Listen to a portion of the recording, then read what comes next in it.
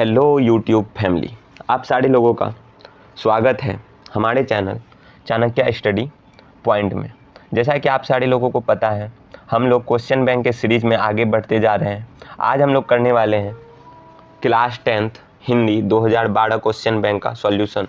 ठीक है, इस वीडियो में आप लास्ट तक बने रहिए, आपको जो है सारे क्वेश्चन का सॉल्यूशन जो है इस वीडियो में मिल जाएगा। ठीक है, जितने भी ऑफलाइन वाले स्टूडेंट हैं उन सारे लोगों का टेस्ट भी होने वाला है इसी क्वेश्चन से, तो आप लोग और भी ज़्यादा ध्यानपूर्वक इस वीडियो को देखिएगा। ठीक है, चलिए तो बिना किसी देरी के स्टार्ट करते हैं इस वीडियो को और बढ़ते हैं आगे। हम लोग देखने वाले हैं आज 2012 का हिंदी। ठीक है, क्लास 10th। सबसे पहले देखिए, जो क्वेश्चन नंबर 1 है उसमें आपका है पैसेज। ठीक है, यानी जिसको आप लोग बोलते हैं निम्नलिखित गद्यांश को पढ़कर प्रश्नों के उत्तर दे। ये क्या है? आपका गद्यांश है। ठीक है, जिसको आप लोग पढ़कर इसी से इसका आंसर ढूंढना रहता है। ठीक है, ये काफ़ी ज़्यादा इजी है। आपको जो भी क्वेश्चन दिया गया है उसका आंसर आपको इसी में मिल जाएगा। ठीक है, तो यह क्वेश्चन को आप लोग खुद ही कर लीजिएगा, फिर भी जो है मैं आपको आंसर इसका दिखा देता हूँ। ठीक है,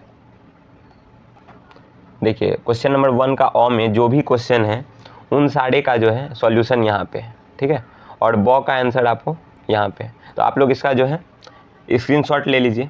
ठीक है, उसके बाद फिर हम लोग चलते हैं क्वेश्चन नंबर 2 की ओर।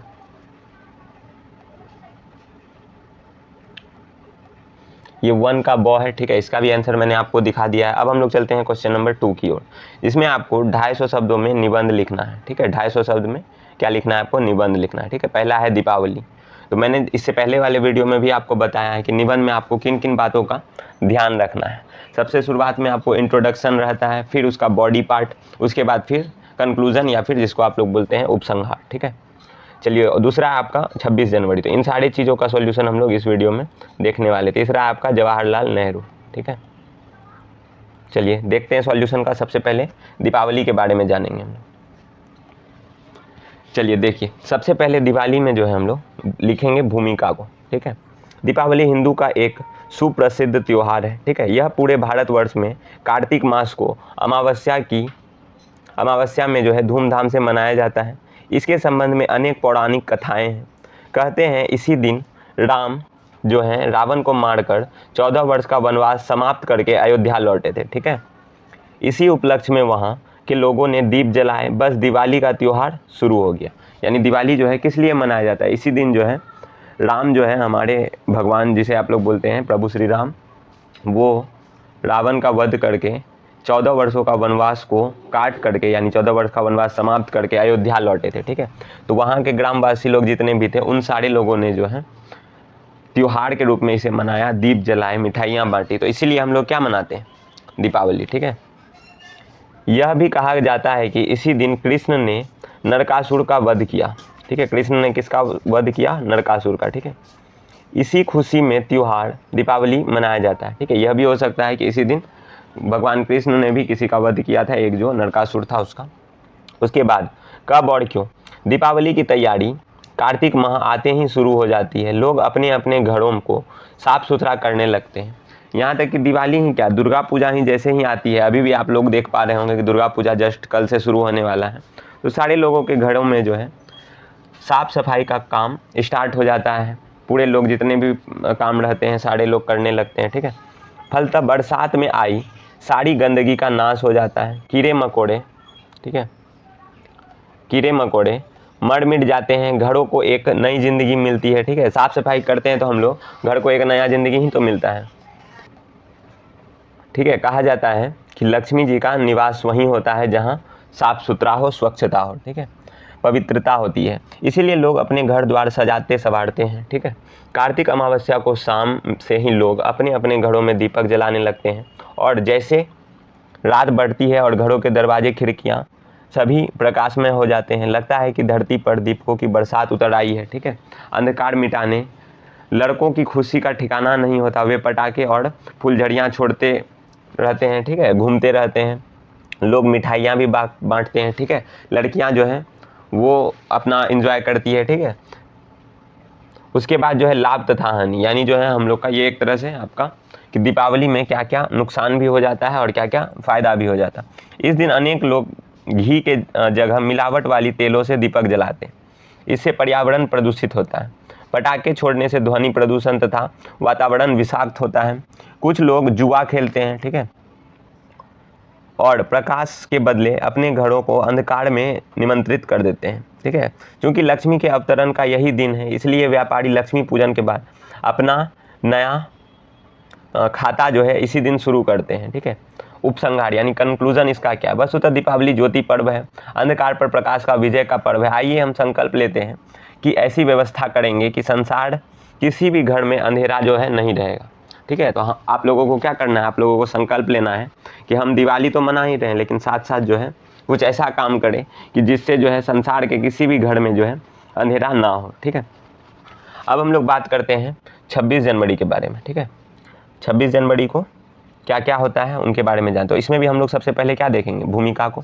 सबसे विराट जनतंत्र जगत का आ पहुँचा, 33 कोटि सिंहासन तैयार करो, अभिषेक आज राजा का नहीं प्रजा का है, 33 कोटि जनता के सिर पर मुकुट धरो, ठीक है। ये दिनकर की कविता है, उससे लिया गया है, ठीक है।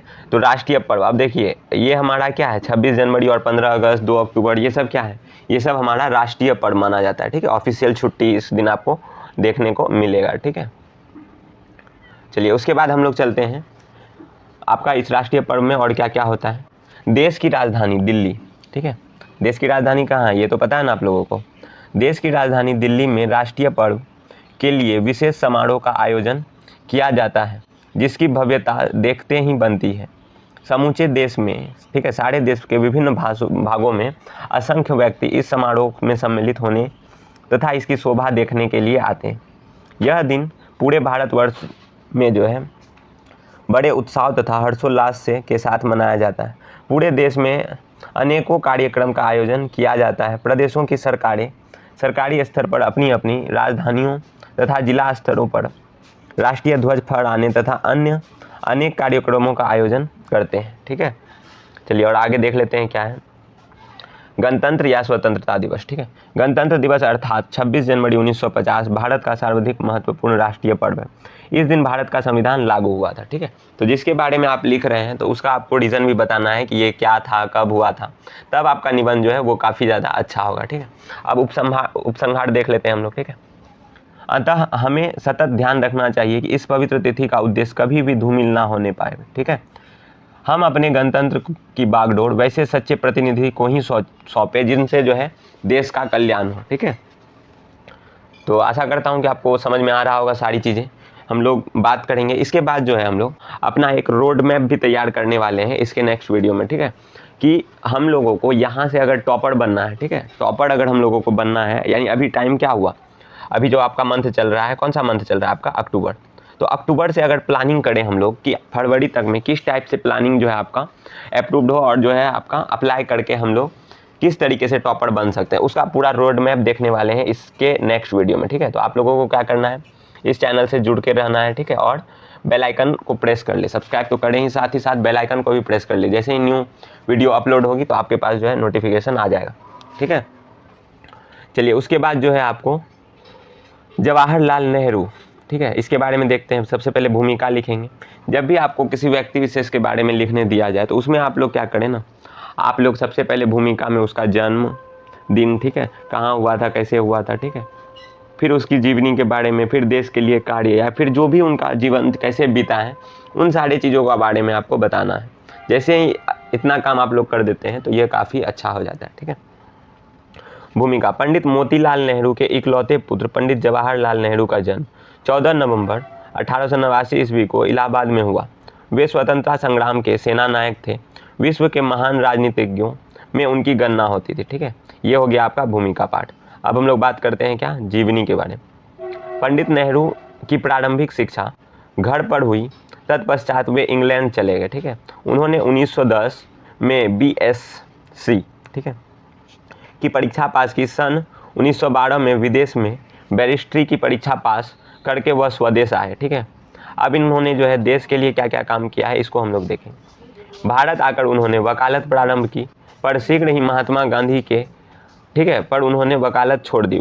महात्मा गांधी के कहने पर उन्होंने वकालत जो है छोड़ दी और सारा समय राष्ट्र सेवा के लिए अर्पित किया। वे कांग्रेस में शामिल हो गए। उसी समय होम रूल आंदोलन जो है शुरू हुआ। नेहरू जी ने उसमें खुलकर भाग लिया।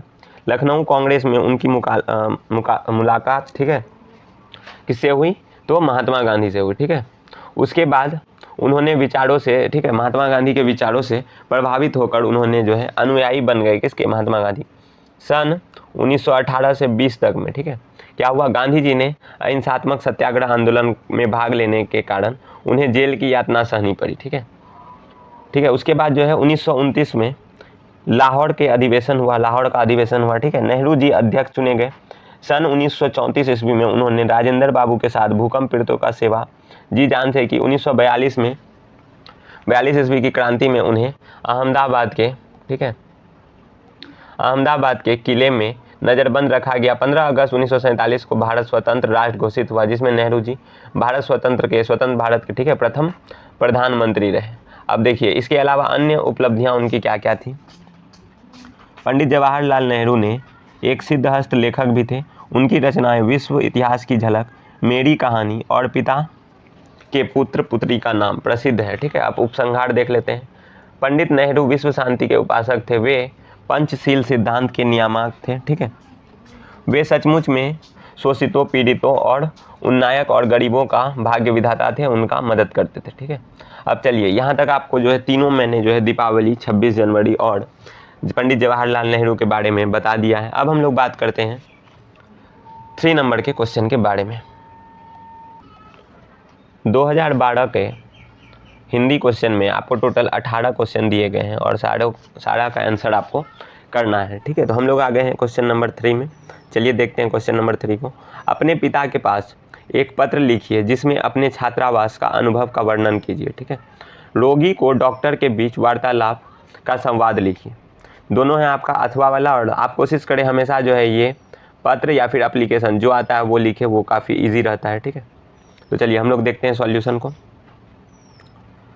पिताजी के पास पत्र कैसे लिखेंगे। ठीक है, सबसे पहले आपको लिखना है पूज्य पिताजी, सादर प्रणाम। ठीक है, यहाँ पे आपको डेट देना है और प्लेस का नाम जहाँ से आप पत्र लिख रहे हैं। ठीक है, उसके बाद है आपका,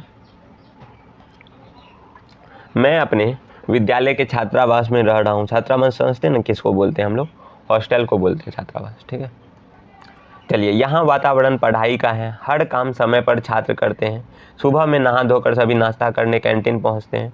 नाश्ता के बाद 9:30 बजे तक सभी अपनी पढ़ाई करते हैं। 9:30 से 10:30 बजे तक पुस्तकालय में हम सभी समाचार पढ़ते हैं। 10 बजे से विद्यालय की पढ़ाई शुरू हो जाती है और 4:40 तक चलती है। ठीक है, कितना तक चलती है? 4:40 तक। तो आप लोग कुछ अपने मन से भी डालिएगा इसमें कि जो है हम लोग को का स्कूल काफ़ी ज़्यादा अच्छा है, यहाँ 10 से 4 पढ़ाई चलती है। ठीक है, हॉस्टल में रहते हैं तो वहाँ का खाना पीना कैसा है, ठीक है, आपको रहने में किसी प्रकार का दिक्कत तो नहीं हो रहा है, ये सब बातें आपको बतानी होती है। ठीक है, शाम में लंच के बाद सभी छात्र ग्राउंड में 7 बजे तक विभिन्न प्रकार के खेल खेलते हैं। पुनः 7:30 से 9:30 बजे तक पढ़ते हैं। उसके बाद 9:30 बजे खाना खाते हैं। उसके बाद सब सोने चले जाते हैं। यहाँ हमारा मन लग रहा है, कई नए दोस्तें भी बने हैं। ठीक है, तो इतना पत्र कहकर पत्र समाप्त हो जाता है। उसके बाद माताजी को मेरा प्रणाम कहिएगा। शेष सभी बातें ठीक है। आपका आज्ञाकारी पुत्र, नाम आपको अपना डाल देना है। ठीक है, चलिए तो ये था पत्र। अब हम लोग संवाद के बारे में चलते हैं, रोगी और डॉक्टर के बीच। देखिए आपको कैजुअली बातें करनी है। जैसे मान लीजिए आप एक डॉक्टर के पास गए, तो डॉक्टर और आपके बीच कौन कौन सी बातें होगी वो भी अगर आप लिख के आ जाते हैं तो आपको अच्छा खासा मार्क्स मिलेगा। जो कैजुअल बातें हैं, जो नॉर्मल बातें हैं। ठीक है, चलिए अब बात करते हैं हम लोग रोगी। डॉक्टर साहब 2 दिनों से बुखार है। ठीक है, डॉक्टर मुंह खोलिए, जीभ दिखाइए। हाँ, अब मुंह बंद कीजिए। ठीक है, डॉक्टर बोला। फिर रोगी बोलता है क्या रोग है सर? डॉक्टर बोलता है आपको जुकाम हो गया है, वायरल इन्फेक्शन भी है, दवाइयाँ देता हूँ, सुबह दोपहर शाम खा लीजिएगा। ठीक है, ये कौन बोलता है? डॉक्टर। उसके बाद 4 दिन के बाद फिर आकर चेकअप करा लीजिएगा। ठीक है, अगर आप डॉक्टर के पास जाइएगा तो वो आपको एक बार तो इलाज करेगा ही, फिर मिलने के लिए तो बुलाएगा बाद में। तो वो सारी बातें आपको लिख देना है यहाँ पे। फिर रोगी बोलता है दवा सभी दुकानों पर मिल जाएगी ना सर? ठीक है, तो डॉक्टर बोलता है हाँ हाँ। फिर रोगी बोलता है ठीक है सर, नमस्ते। ठीक है, तो यहाँ तक में आपको समझ में आ रहा होगा कि किन चीज़ों के बारे में बात की जा रही है। ठीक है, उसके बाद हम लोग चलते हैं क्वेश्चन नंबर 4 की तरफ। देखिए 4 नंबर में है आपका वाक्य प्रयोग के द्वारा लिंग निर्णय करें। ठीक है, फिर 5 नंबर में है आपका निम्नलिखित शब्दों का पर्यायवाची शब्द लिखे। चलिए दोनों ही क्वेश्चन को हम लोग देखते हैं फटाफट। देखिए 4 नंबर में आपका पहला मोती चमकता है। ठीक है, तो मोती क्या हो गया, मोती हो गया आपका पुल्लिंग। ठीक है, आंसू टपक पड़े तो आंसू भी क्या हो गया, पुल्लिंग। किताब फट गई तो किताब क्या हो गया, स्त्रीलिंग। घी अच्छा है तो घी क्या हो गया, पुल्लिंग। उसके बाद प्राण निकल गए तो प्राण क्या होगा आपका, पुल्लिंग। ठीक है, उसके बाद था आपका कि आपसे पूछा जा रहा था निम्नलिखित शब्दों के पर्यायवाची शब्द लिखे। ठीक है, तो पर्यायवाची शब्द क्या होता है आपको पता होगा। पर्यायवाची शब्द मतलब कि अलग अलग नाम से हम लोग सेम वर्ड को पुकारते हैं। जैसे कपड़ा दिया हुआ था सबसे पहला में। ठीक है, तो कपड़ा का हम लोग क्या लिखेंगे, वस्त्र। ठीक है, वस्त्र मतलब भी कपड़ा होता है और कपड़ा मतलब तो कपड़ा होता ही है। ठीक है, उसके बाद था आकाश। उसके बाद आकाश को क्या बोल सकते हैं हम लोग, नभ, गगन। ठीक है, तो यहाँ पे नभ दिया हुआ है आकाश के। उसके बाद था आपका जल, जल को पानी बोल सकते हैं। ठीक है, उसके बाद आँख, आँख को और क्या बोलते हैं, नेत्र बोलते हैं। ठीक है, उसके बाद चंद्र, चंद्र को क्या बोलते हैं, चांद बोलते हैं। ठीक है, तो ये हो गया। अब हम लोग चलते हैं क्वेश्चन नंबर 6 की ओर। देखिए क्वेश्चन नंबर 6 में आपको दिख रहा होगा वाक्य प्रयोग। ठीक है, वाक्य प्रयोग के द्वारा मुहावरों का अर्थ स्पष्ट कीजिए। सबसे पहले 9 2 11 होना। 9 2 11 होना का क्या होता है, यानी कि भाग जाना। ठीक है, आपको वाक्य में भी प्रयोग करना है। उसके बाद क्या है आपका, हाथ का मैल। तो हाथ का मैल क्या होता है, हाथ का मैल हुआ कि पैसों के बारे में नहीं सोचना। ठीक है, आंखों का ताड़ा, आंखों का ताड़ा क्या होता है, आंखों का ताड़ा जो आपका बहुत पसंदीदा होता है। ठीक है, जैसे बाप बेटे का क्या होता है, आंखों का ताड़ा। बेटा जो है बाप का आंखों का ताड़ा। श्री गणेश करना यानी शुभारंभ करना। ठीक है, तलवे चाटना, तलवे चाटने का क्या होता है कि जो है बहुत ज़्यादा मस्का लगाना। ठीक है, वही उसी को बोलते हैं हम लोग तलवे चाटना। चलिए देखते हैं इसके सॉल्यूशन को। सबसे पहला था हमारा 9 2 11 होना। ठीक है, सिपाहियों को देखते ही चोर 9 2 11 हो गए, यानी भाग जाना। वो क्या किए, भाग गए। ठीक है, उसके बाद पैसे की मत सोचो, तुम पढ़ाई करो, पैसा हाथ की मैल है। ठीक है, ये हो गया आपका हाथ का मैल। मेरा बेटा मेरी आंखों का तारा है। ठीक है, ये तो मैंने आपको बता ही दिया था तभी।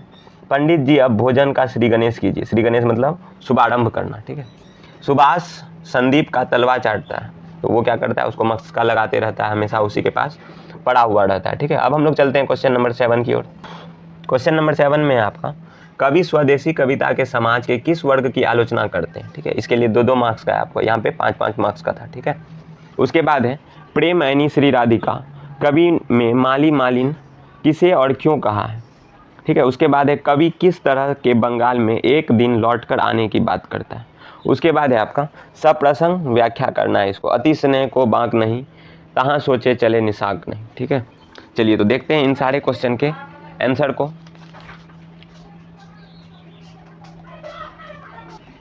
7 नंबर में आपका क्वेश्चन था आपका कि कवि स्वदेशी कविता में समाज के किस वर्ग की आलोचना करता है और क्यों।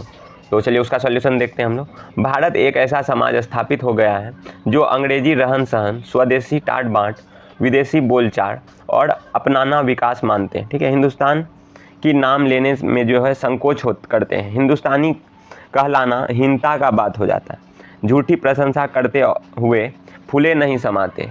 अपनी मूल संस्कृति को भूलकर पश्चाताप जो है संस्कृति को अपनाकर गौरवान्वित होना अपने देश में प्रचलित हो गया है। ऐसी, ठीक है, ऐसी जो व्यवस्था है, ऐसी प्रचलन को बढ़ावा देने वाले वर्ग को कवि आलोचना करते हैं। ठीक है, सही बात है, जो अपने संस्कृति को नहीं मानेगा, ठीक है, जो विदेश की नीति को अपनाएगा तो उसका तो आलोचना होना तय है। ठीक है, क्योंकि यह देश हित की बात नहीं है। ऐसा देश को पुनः अपराध रूप में स्वदेशी दास्तां में बंधन बांधने का तत्पर होता है। ठीक है, उसके बाद 8 नंबर में था आपका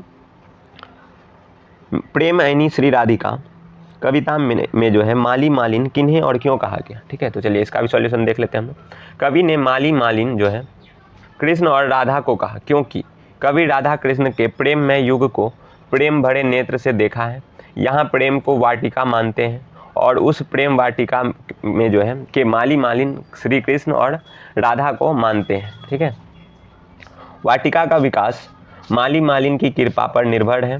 अतः कवि ने प्रेम वाटिका को पुष्पित फल्लवित, ठीक है, कृष्ण और राधा के दर्शन कर रहे हैं। ठीक है, तो कृष्ण और राधा को माली मालिन कहा गया। ठीक है, 9 नंबर में आपका मेरे बिना तुम प्रभु कविता के आधार पर भक्त और भगवान के बीच का संबंध पर प्रकाश डाले। ठीक है, 9 नंबर में आपका सॉल्यूशन।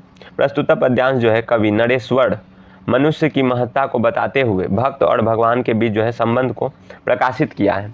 कवि कहते हैं, भक्त मानते हुए कहते हैं कि भगवान के लिए सब कुछ हूँ, भगवान का जल पात्र एवं मदिरा मैं ही हूँ। इस पद में कवि कहते हैं कि भक्त भगवान का निवास स्थान है। ठीक है, भगवान बिना भक्त नहीं हो सकते और भक्त बिना भगवान नहीं हो सकते। ठीक है, उनके पैरों की पादुका है जो उनके पैर में छाले पड़ने से बचाता है। ठीक है, भक्त के बिना प्रभु को कैसे रहेंगे, यह आशंका से कवि ग्रसित है। ठीक है, चलिए उसके बाद 10 नंबर था आपका। कवि जो है किस तरह के बंगाल में एक दिन लौटकर आने की बात करते हैं, तो इसका आंसर हो जाएगा आपको। ठीक है, 10 नंबर में जो है कवि किस प्रकार बंगाल में लौटने की बात करते हैं, तो चलिए देखते हैं। कवि प्राकृतिक छटा को बिखेरते हुए बंगाल में पुनः आने की बात करते हैं। जिस बंगाल में धान के खेत हैं, नदियां बहती है, ठीक है, धान की फसल पर छाया कोहरे और कटहल की छाया सुखद वातावरण उपस्थित करते हैं, उस बंगाल में पुनः लौटकर आने की कवि बात करते हैं। ठीक है, इच्छा बताते हैं। बंगाल की घास के मैदान, कपास के पेड़, वनों की पक्षियाँ चहचहाते हुए सारास की शोभा अनुपम छवि निर्मित करती है। इसी बंगाल में जो है आने की बात करते हैं जो कवि को सुशोभित और रमणीय लगता है। चलिए उसके बाद 11 नंबर में है आपका सप्रसंग व्याख्या कीजिए। अति स्नेह को बांक नहीं और तहाँ सोचे चले निशांक नहीं। ठीक है, तो इसका क्या होता है, चलिए 11 नंबर में देखते हैं हम लोग। रीति काल के महान प्रेमी कवि घनानंद यहाँ प्रथम छंद में प्रेम के सीधे सरल और निश्चल मार्ग की प्रस्तावना करता है। प्रेम की विशेषता को तथा प्रेम मार्ग की प्रवीणता को लाक्षणिक एवं मूर्तिमत्ता के स्वरूप का वर्णन करते हैं। ठीक है, तो ये था 11 नंबर का सॉल्यूशन। चलिए उसके बाद हम लोग चलते हैं आगे के क्वेश्चन में, फिर देखेंगे उसके सॉल्यूशन को। 12 नंबर में आपका अक्षर ज्ञान कविता में बेटे के आंसू कब आते हैं और क्यों। ठीक है, तो चलिए देखते हैं हम लोग बेटे को जो है आंसू कब आते हैं और क्यों। उसके बाद 13 नंबर में आपको दिया हुआ है निम्नलिखित प्रश्नों के उत्तर अपने शब्दों में लिखें। प्रत्येक प्रश्न के लिए 2 है, 2 अंक निर्धारित किए गए। ठीक है, पहला है आपका कवि को वृक्ष बूढ़ा चौकीदार क्यों लगता था। ठीक है, दूसरा हिरोशिमा में मनुष्य की राखी के रूप में क्या है। ये दोनों क्वेश्चन जो है काफ़ी ज़्यादा इंपॉर्टेंट है, इसे आप लोग VVI मानकर चलिए। ठीक है, 2025 के लिए ये आपके 2025 के एग्जाम में आ सकते हैं। सप्रसंग व्याख्या कीजिए। सर्दियों की ठंडी सुगबुगा उठी। ठीक है, मिट्टी सोने का इठलाती है, इसका व्याख्या करना है आपको। उसके बाद 9 नंबर में है कवि की दृष्टि में जो है समय के रथ का घड़-घड़ नाद क्या है, स्पष्ट कीजिए। चलिए देखते हैं इन सारे क्वेश्चनों को। 12 नंबर में आपका जो क्वेश्चन था अक्षर ज्ञान कविता में बेटे को आंसू कब आते हैं और क्यों, तो इनके बारे में चलिए जान लेते हैं। यह संघर्षशीलता का चित्रण है। सीखने के क्रम में कठिनाइयों का सामना करते हुए बालक थक जाते हैं। क से लेकर घ तक अनवरत सीखते हुए अंग सीखना का प्रयास करना कठिन हो जाता है। यहाँ वह पहले पहल विफल होता है और आंसू आ जाते हैं। कर्म पथ पर या जीवन पथ पर जब बच्चा अग्रसर होता है और संघर्ष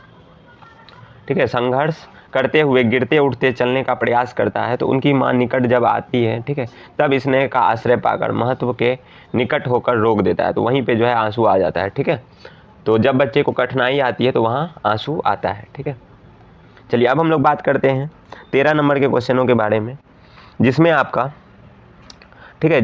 जो है सबसे पहला था क नंबर, कवि को वृक्ष बूढ़ा चौकीदार क्यों लगता था। तो कवि को एक वृक्ष के बहाने प्राचीन सभ्यता, संस्कृति एवं पर्यावरण की रक्षा की चर्चा की है। वृक्ष मनुष्यता, पर्यावरण एवं सभ्यता का प्रहरी है। यह प्राचीन काल से मानव के लिए वरदान स्वरूप है, इसका पोषक है, रक्षक है। ठीक है, इन्हीं बातों का चिंतन करते हुए कवि को वृक्ष एक बूढ़ा चौकीदार लगता है। ठीक है, चलिए उसके बाद ख नंबर में देखते हैं हम लोग। ख नंबर में था हिरोशिमा में मनुष्य की राखी के रूप में कौन है। आज भी हिरोशिमा में राखी रूप अर्थात प्रमाण के रूप में जहाँ तहाँ जले हुए पत्थर, दीवारें पड़ी हुई है।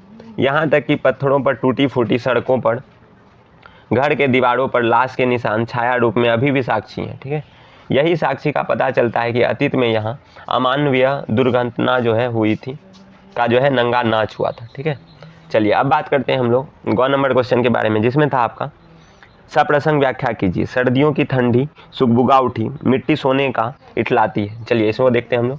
प्रस्तुत पद्यांश जो है जनतंत्र की स्थापना के लिए जगी प्रेरणा को उजागर कर रही है, किया गया है। ठीक है, सदियों से देसी विदेशी सतोल्लुप जो है लोग भारत की राज सत्ता पर अपना वर्चस्व कायम रखकर भारत की जनता को गुमराह रखे। अब क्रांति की घड़ी आ गई है, जनता में जागृति आ गई है, यहाँ की सहनशील जनता अपने सामर्थ्य का आभास कर चुकी है। इन्हीं बातों को उजागर करते हुए कवि ने इस पद्यांश में जनतंत्र की स्थापना की बात की है। ठीक है, चलिए अब घ नंबर को देख लेते हैं। कवि की दृष्टि में जो है समाज के रथ का घर घर नाद क्या है, स्पष्ट कीजिए। ठीक है, कवि ने जो है सदियों से राजतंत्र में शासित जनता को उजागर जो है करते हुए कहा है कि अब नवीन व्यवस्था को लेकर जनतंत्र का आगमन हुआ है। ठीक है, राजतंत्र में जनता लद गई है, समय परिवर्तित हो चुका है, समय की पुकार। ठीक है, भारत की राज सत्ता प्रजा संभाल लेगी, राज सिंहासन पर प्रजा आरूढ़ होने जा रही है, अब अविलंब सिंहासन उसके लिए खाली करो। समय की पुकार है, क्रांति शंखनाद की रथ पर घर घर नाद है। ठीक है, इसके माध्यम से कवि जो है सत्ता परिवर्तन की ओर संकेत करते हैं। कवि का क्या कहना है कि पहले सत्ता पर वैसे लोग राज करते थे जो उसके लायक नहीं थे, अब वो जो है अब वो नहीं होगा। ठीक है, अब जनता का है। ठीक है, जनता का है राज। ठीक है, जो सिंहासन है वो किसका है, वो अब जनता का है। ठीक है, चलिए अब हम लोग बात करते हैं 14 नंबर के क्वेश्चनों को, और 4 क्वेश्चन हम लोगों को देखना है। ठीक है, देखिए 14 नंबर के क्वेश्चनों में है समस्त भूमंडल के सार्वधिक संपदा और प्राकृतिक सौंदर्य से परिपूर्ण देश भारत है, लेखक ने ऐसा क्यों कहा, इसे आप लोगों को व्यक्त करना है। उसके बाद 15 नंबर में ये सब 4-4 मार्क्स से क्वेश्चन है। ठीक है, विष के दांत कहानी का सारांश लिखें। विष के दांत कौन वाला आपको पता है ना, कासू वाला। ठीक, नागरी लिपि कब तक सार्वदेशिक लिपि थी, इसके बारे में भी आपको बताना है। 16 नंबर में है शिक्षा का ध्येय गांधी जी क्या मानते थे और क्यों, इसको भी आपको बताना है। चलिए देखते हैं इन सारे क्वेश्चनों को। देखिए 14 नंबर में आपका लेखक मैक्स मुलर ने भारत के सर्वाधिक संपन्न और सौंदर्य से परिपूर्ण देश का दर्जा दिया है। उनकी दृष्टि में भारत प्रत्येक दृष्टि का जो है संपन्न है। भारत ज्ञान विज्ञान साहित्य कला दर्शन अध्यात्म संस्कृति और सौंदर्य से परिपूर्ण है। ठीक है, यही यहाँ की प्रकृति ऐसा है मानो भूतल पर ही स्वर्ग का छोटा सा निखर रूप। ठीक है, तो मैक्स मुलर को जिन जिन बातों को लगता था भारत के बारे में उन्होंने उसके बारे में लिखा है। ठीक है, उसके बाद है आपका 15 नंबर का क्वेश्चन कि जो है क्या करना है आपको, आपको जो है विष के दांत कहानी का सारांश लिखना है। ठीक है, चलिए देखते हैं। सेन साहब फैक्ट्री के मालिक के बिगड़ेल लड़के कासू ने गिरधर लाल सेन साहब की फैक्ट्री में किरानी के लड़के मदन ने जबरन लट्टू लेना चाहा। इस पर दोनों में जो है कहा सुनी हो गई। कासू ने मदन पर जो है घुसा चला दिया, मदन कासू पर टूट पड़ा, कासू जान लेकर भागा। ठीक है, मदन के पिता गिरधर लाल ने अपने बेटे को बहुत सराहा। कासू के धन मद रूपी विष के दांत उखाड़ दिए। ठीक है, तो यहाँ क्या होता है, लट्टू का जो है कासू मदन से लट्टू मांगता है। ठीक है, मदन के बेटे से। ठीक है, तो मदन जो है उसको लट्टू नहीं देता है और उस दोनों के बीच जो है झगड़ा हो जाता है। ठीक है, तो उसी बीच क्या होता है, मदन जो है कासू के दोनों दांत तोड़ देते हैं। यही था इसका जो है सारांश। अब बात करते हैं हम लोग अथवा वाले क्वेश्चन का, जिसमें आपको कहा गया था नागरी लिपि कब तक सार्वदेशिक लिपि थी। ठीक है, तो चलिए फटाक से करते हैं इस क्वेश्चन को। देश भर से नागरी लिपि का जो है बहुत सारे लेख मिलते हैं, जिनके आधार पर यह निसंकोच कहा जा सकता है कि 18वीं से 11वीं सदियों तक जो है नागरी लिपि पूरे देश में व्याप्त थी। ठीक है, तो नागरी लिपि कब से कब तक जो है पूरा व्याप्त थी, तो 8 से लेके 11वीं सदी तक। ठीक है, चलिए 16 नंबर में हम लोग बात करते हैं। 16 नंबर का क्वेश्चन है आपके सामने, शिक्षा का ध्येय गांधी जी क्या मानते थे और क्यों। तो शिक्षा का ध्येय जो है गांधी जी, उनके विचार था कि शिक्षा का माध्यम मनुष्य को साहस बल सदाचार जैसे गुणों का विकास होना चाहिए, क्योंकि चरित्र निर्माण होने से सामाजिक उत्थान स्वयं होगा। साहसी और सदाचार व्यक्ति के हाथों में समाज के संगठन का काम आसानी से सौंपा जा सकता है। ठीक है, गांधी जी का अभिप्राय था कि बल बुद्धि को जो है मजबूत किया जाए शिक्षा के माध्यम से। चलिए अब बात कर लेते हैं हम लोग 17 और 18 नंबर के क्वेश्चनों को, जो आज का लास्ट क्वेश्चन होने वाला है। ठीक है, चलिए देखते हैं फटाक से। देखिए 17 नंबर में है आपका निम्नलिखित प्रश्नों का उत्तर जो है अपने शब्दों में दीजिए। ये सब 2-2 मार्क्स के क्वेश्चन हैं। लखनऊ और रामपुर से बिरजू महाराज का क्या संबंध था? डुमरांव की महत्ता किस कारण से है? भारत माता कहाँ निवास करती है? ठीक है, ये वाला क्वेश्चन भी इंपॉर्टेंट है। भारत माता कहाँ निवास करती है? धर्मों की दृष्टि से भारत का क्या महत्व है? ठीक है, उसके बाद 18 नंबर के क्वेश्चन को आपको देखना है। निम्नलिखित प्रश्नों का उत्तर अपने शब्दों में दें। प्रत्येक के लिए जो है 3 मार्क्स। लक्ष्मी का व्यक्तित्व पर प्रकाश डालें। मगम्मा का अपनी बहू के साथ किस बात को लेकर विवाद था? पापती कौन थी और ठीक है वह शहर क्यों लाई गई? तो ये दोनों क्वेश्चन भी आपका इंपॉर्टेंट है। चलिए देखते हैं इसके सॉल्यूशन को फटाफट। उसके बाद देखिए, सबसे पहला जो क्वेश्चन था, बिरजू महाराज का संबंध, लखनऊ में क्या संबंध था? तो वहाँ पे उनका जन्म हुआ था। ठीक है, रामपुर में महाराज जी का आध्यात्मिक समय व्यतीत हुआ। दोनों बात आप समझ गए। ठीक है, बिरजू महाराज के गुरु उनके बाबूजी थे। वे अच्छे स्वभाव के थे। वे अपने सुख दुख की व्यर्थ नहीं करते थे। उन्हें कला में बेहद प्रेम था। ये सब बातें थी। तो लखनऊ में उनका जन्म हुआ था और रामपुर में उनका जो है आध्यात्मिक समय बीता था। अब बात कर लेते हैं हम लोग ख नंबर क्वेश्चन में, जिसमें था आपका डुमरांव की महत्ता किस कारण से है? तो डुमरांव की महत्ता जो है शहनाई के कारण से। प्रसिद्ध शहनाई वाले जो हैं बिस्मिल्लाह खां वहीं के रहने वाले थे। ठीक है, चलिए अब गौ नंबर में बात करते हैं हम लोग। भारत माता कहाँ निवास करती? सीधा सा बात है, भारत माता जो है भारत के गाँव में निवास करती है। ठीक है, भारत को अंग्रेजों ने गुलामी की जंजीर में जकड़ रखा था। पूरे देश में हुकूमत कायम थी। ठीक है, भारत माता अपने ही घर में प्रवासिनी बनी हुई थी पहले। ठीक है, अब लेकिन क्या है, अब भारत माता पूरे जो है भारत के गाँव में निवास करती है। ठीक है, चलिए अब बात करते हैं हम लोग घ नंबर की। धर्मों की दृष्टि से भारत का क्या महत्व है? ठीक है, उसके बाद हम लोग फटाफट 18 नंबर का देखेंगे। उसके बाद आज के लिए इस वीडियो को आप लोग के लिए यह वीडियो समाप्त हो जाएगी। फिर हम लोग मिलेंगे नेक्स्ट वीडियो में। ठीक है, चलिए गौ नंबर में देखते हैं। भारत का जो है धर्म के विकास का केंद्र रहा है। धर्म के हिसाब से भी भारत का जो है बहुत अच्छा महत्व है। ठीक है, यहाँ पे बहुत सारे धर्म के लोग मिलते हैं। बौद्ध धर्म की एक जन्मभूमि रही है। ठीक है, इन सारी बातों को हम लोग देखते हैं। भारत धार्मिक क्षेत्र में विश्व में आलोकित करने वाला एक महत्वपूर्ण देश।